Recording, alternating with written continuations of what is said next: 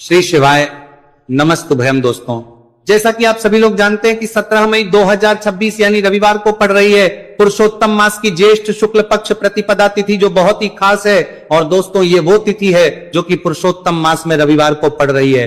दोस्तों, इसी दिन किया जाने वाला पंडित जी द्वारा बताया गया एक लाल फूल और एक सफेद फूल वाले उपाय आप लोगों को जरूर करना चाहिए, क्योंकि दोस्तों ये एक ऐसा उपाय है जो कि हर दिन नहीं किया जाता। पुरुषोत्तम मास में जो रविवार की प्रतिपदा तिथि आती है उसी दिन किया जाता है।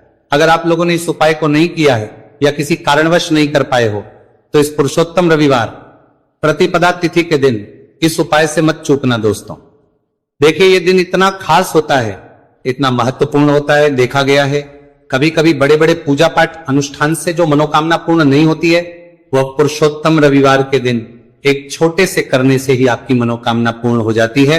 और बहुत सारे लोगों ने इस उपाय को किया भी है और उनको इस उपाय को करने का फल भी जरूर मिला है। अगर आप लोग भी इस उपाय को इस रविवार के दिन करना चाहते हैं तो आप इस उपाय को जो है को पहले अच्छे से समझ लेना, सुन लेना, उसके बाद करना। आपको इस उपाय का फल जरूर मिलेगा, आपकी सभी मनोकामनाएं पूरी हो जाएंगी। दोस्तों, हम आपको यहां पर बता दें कि ये जो एक लाल फूल और एक सफेद फूल वाले उपाय है, ये उपाय पंडित जी ने अपनी अभी किसी और की कथा में ही बताया है। उपाय को करने से आपके घर में चाहे किसी भी प्रकार की दुहक और समस्या क्यों ना चल रही हो, आपको उसका कारण भी नहीं पता है कि भाई ये समस्या किस कारण से चल रही है। उसका कुछ भी कारण हो सकता है, जैसे पितृदोष हो सकता है, कालसर्प दोष हो सकता है, या किसी भी तरह का मंगल दोष भी हो सकता है। और भी बहुत तरह के दोष होते हैं, कुछ भी हो सकता है। पर आपको इस उपाय को करने के लिए अपने दोष को पता लगाने की भी जरूरत है। आपके घर में किस कारण से इतनी दुख और परेशानी आ रही है वो भी आपको पता लगाने की जरूरत नहीं है।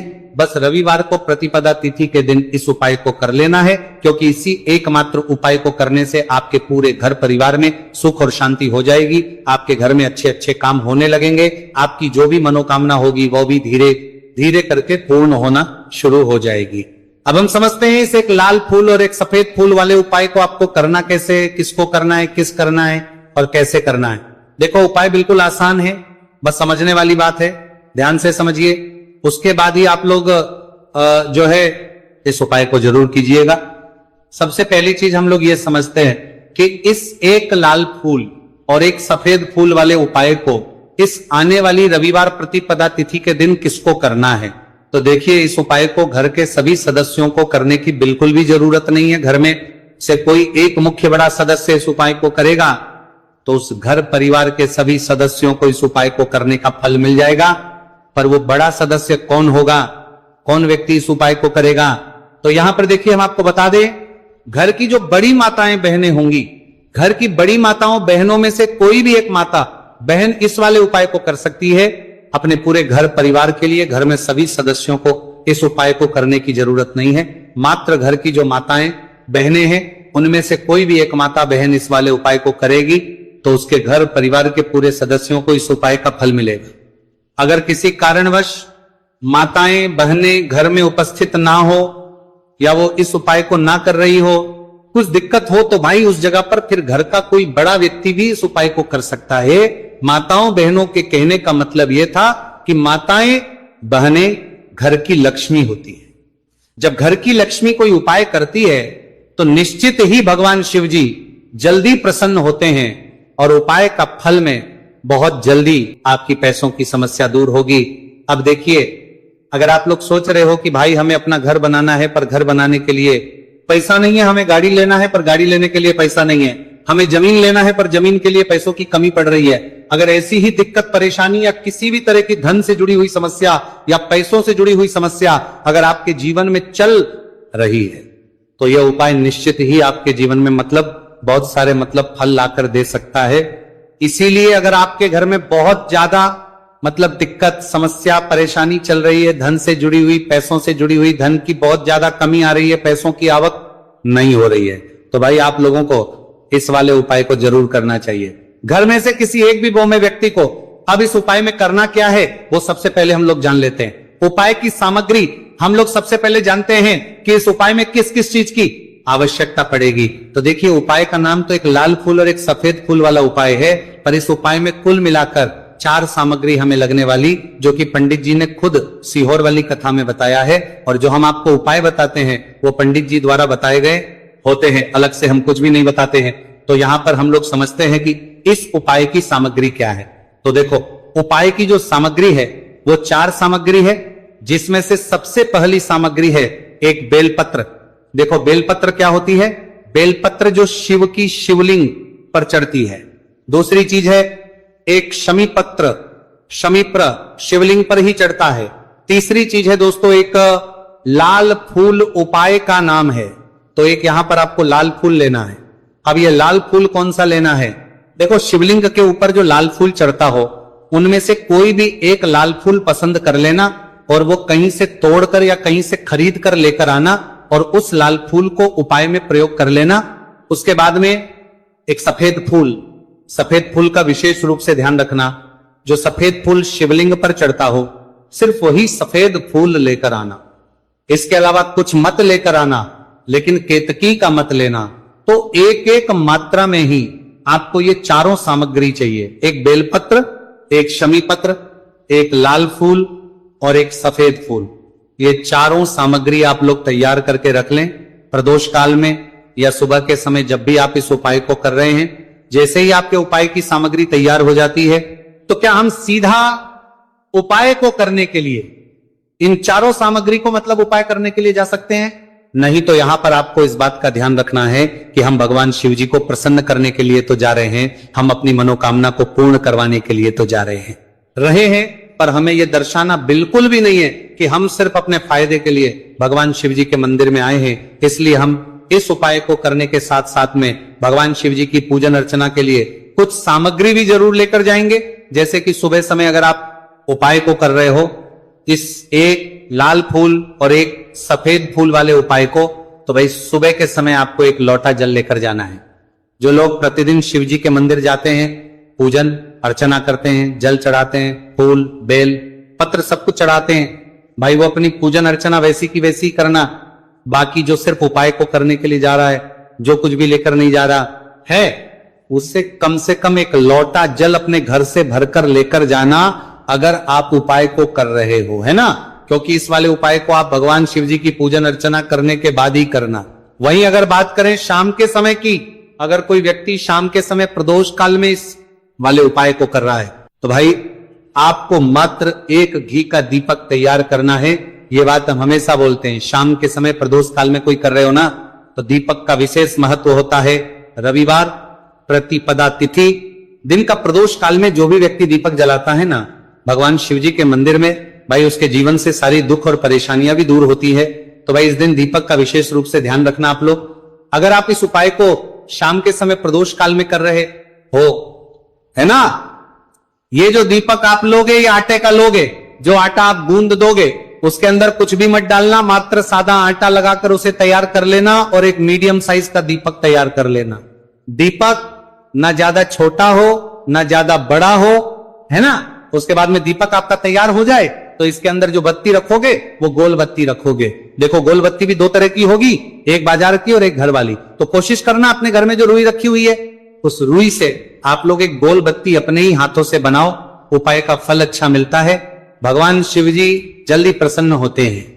जब हम किसी भी उपाय को अपने हाथों से परिश्रम करके तैयार करते हैं तो आपको उस दीपक के अंदर एक गोल बत्ती रख देनी है। इसके अंदर जो चीज आप लोग डालोगे वो डालोगे शुद्ध देसी गाय का घी। इस बात का विशेष रूप से ध्यान रखना, शुद्ध देसी गाय का घी ही डालना है, तेल वगैरह नहीं। आज के दिन तो मत डालना, रविवार प्रतिपदा तिथि के दिन, क्योंकि भगवान शिव जी का सबसे प्रिय दिन और प्रिय समय पर हम लोग इस वाले उपाय को कर रहे हैं। तो थोड़ा सा शुद्ध गाय का घी इतना डालना कि वो दीपक कुछ समय तक चल सके। ना बाजार वाला मिलावटी घी डालना, ना भैंस का घी डालना, शुद्ध देसी गाय का घी। आपको ढूंढने में थोड़ी मतलब मेहनत लगेगी और महंगा भी मिलेगा, पर गाय के घी से भगवान शिव जी प्रसन्न होते हैं और उसी शुद्ध देसी गाय के घी से घर में बरकत भी बनी रहती है और हमारे घर में सुख शांति भी बनी रहती है। इसलिए इस शुद्ध देशी गाय का घी अपने घर में हमेशा रखा करो। वो भगवान शिव जी के कार्यों में भी उपयोग में आता है और उपायों में भी हम लोग प्रयोग कर सकते हैं। तो यहां पर आपकी सारी तैयारियां हो चुकी है। उपाय को करते समय शुद्धता का विशेष रूप से ध्यान रखिएगा। सुबह कर रहे हो तो भाई सुबह तो आपको स्नान करना ही करना है, बाकी शाम को कर रहे हो तो शाम को मात्र हाथ मुंह धोकर भी आप लोग इस वाले उपाय को कर सकते हो। कोई दिक्कत वाली बात नहीं है भाई। उपाय की पूरी सामग्री तैयार कर और पूजन सामग्री लेकर आपको भगवान शिव जी के मंदिर पहुंचना है, जो आपके घर के पास में हो, जहां पर शिवलिंग विराजित हो, शिवालय हो, वहां पर आप लोगों को पहुंचना है। और जैसे ही आप भगवान शिव जी के मंदिर में पहुंचते हो, वहां जाकर ही उपाय शुरू नहीं करना है। पहले आपको भगवान शिव जी की पूजन अर्चना करना है। पूजन अर्चना कैसे करोगे? सुबह के समय गए हो तो एक लोटा जल वगैरह जो भी पूजन सामग्री लेकर गए हो, उससे पहले पूजन सामग्री आप लोग मतलब पूजन भगवान शिव जी की कर लो। जो व्यक्ति सिर्फ एक लोटा जल लेकर गए हैं, वो शिव जी के शिवलिंग पर मात्र एक लोटा जल एक धारा से धीरे धीरे करके चढ़ा लो। अपनी पूजन अर्चना आप लोग जो है पूरी कर लो पहले। उसी के बाद अगर आप शाम के समय कर रहे हो तो पहले जाकर बैठना है। भगवान शिव जी के शिवलिंग के पास में आप जो दीपक तैयार करके लेकर आए हो, उस दीपक को पहले जलाना है। ये जो दीपक आप लोग जलाओगे ना, ये किसी और की माचिस से मत जला, अपनी ही माचिस अपने ही घर से लेकर आना और इस दीपक को अपनी ही माचिस से जलाना। अगर आपने मंदिर की माचिस या किसी और की माचिस ले ली, इस उपाय को करने में इस उपाय का फल उस व्यक्ति को भी बहुत मिल जाएगा। इस बात का ध्यान रखना। अपने घर से अपनी ही माचिस लेकर जाना और इस दीपक को जलाना। दीपक को जलाने के बाद भगवान शिव जी की शिवलिंग के पास में रख देना। शिवलिंग के इतना पास में मत रखना कि शिव जी को आंच लगे, थोड़ी सी दूरी बनाकर ही जो है इस दीपक को शिवलिंग के पास में आप लोग रख दीजिएगा।